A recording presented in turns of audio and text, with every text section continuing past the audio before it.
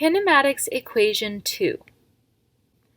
Kinematics equation 1 allows us to determine the velocity of an object based on its acceleration over time.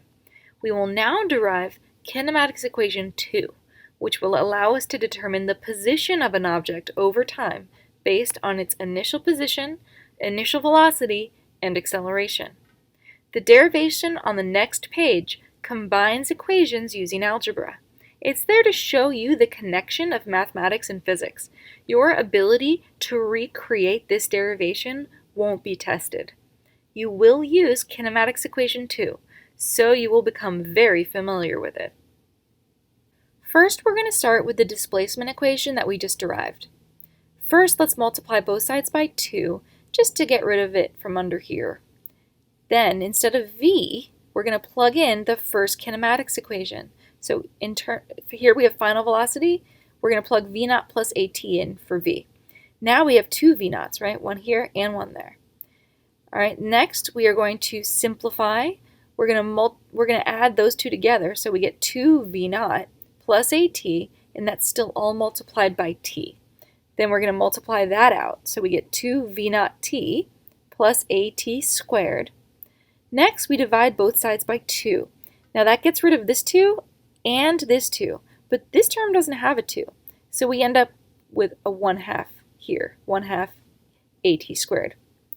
All right, what is delta x? By definition, it means change in position, which is final minus initial. So we get x minus x naught equals everything on the right side is v naught t plus 1/2 at squared. We're just going to move that x naught to the other side. So that gives us, so we're going to add it. So we get x equals x naught plus v naught t plus 1/2 at squared. This is kinematics equation 2.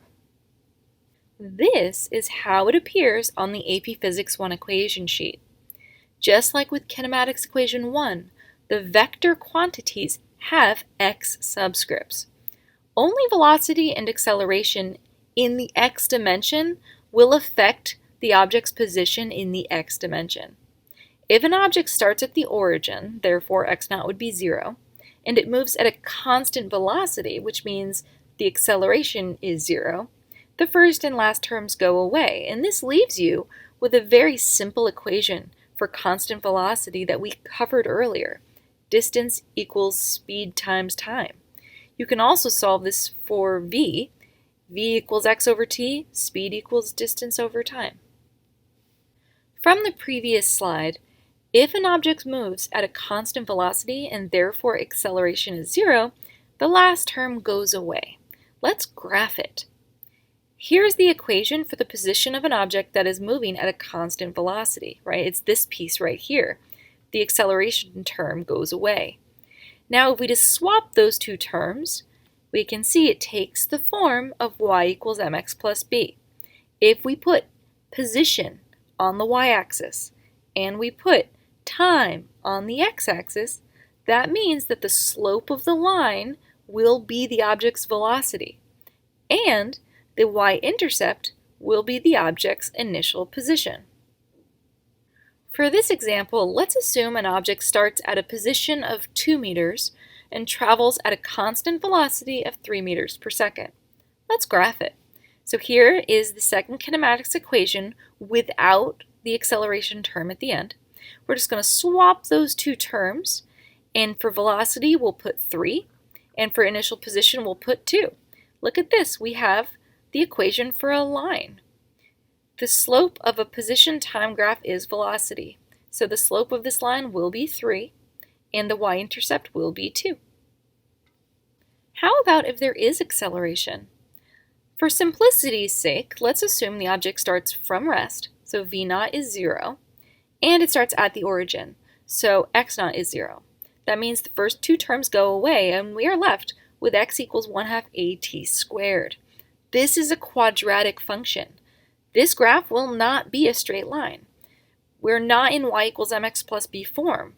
We are in y equals coefficient times x squared form. If we plot x on the y-axis and time on the x-axis, we will get a parabolic shape. An object accelerates from rest from the origin at a rate of 4 meters per second squared. How far will it have traveled in 3 seconds? So let's go for our givens here. Our initial position is 0 because we're from the origin. It also starts from rest, so initial velocity is 0.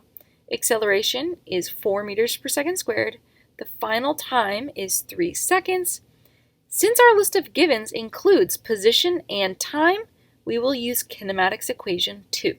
Right? We're not asked about final velocity. That would use kinematics equation 1.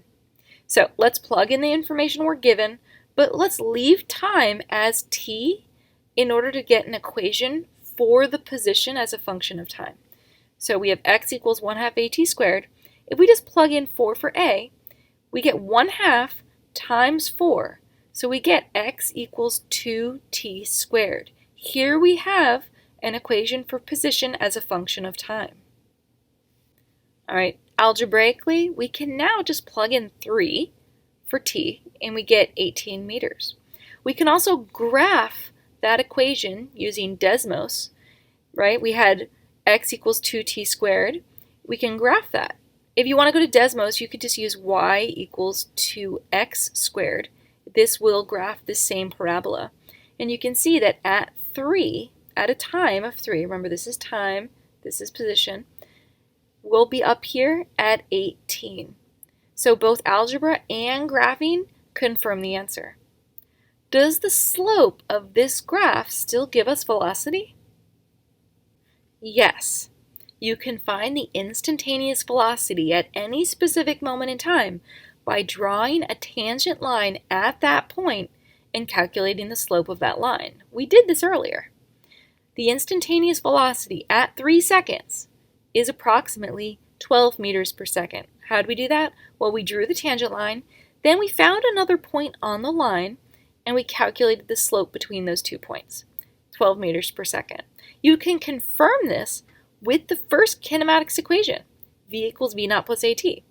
So since acceleration is 4, and we want to know the velocity at 3 seconds, and the initial velocity is 0, we can just plug those values into this equation, and we also get 12 meters per second. An object accelerates from rest with a constant acceleration of 2 meters per second squared. How far will it have moved after 9 seconds? All right, let's look at this algebraically and graphically. So we can put our givens here. So we accelerate from rest. We'll always just assume that we start at the origin unless it specifies otherwise. So x naught is almost always 0 unless we specifically make it something that is not 0. So x naught is 0, it accelerates from rest, so that's v naught is 0. Acceleration is 2, time is 9 seconds, that's the time that we are interested in. So we can use kinematics equation 2.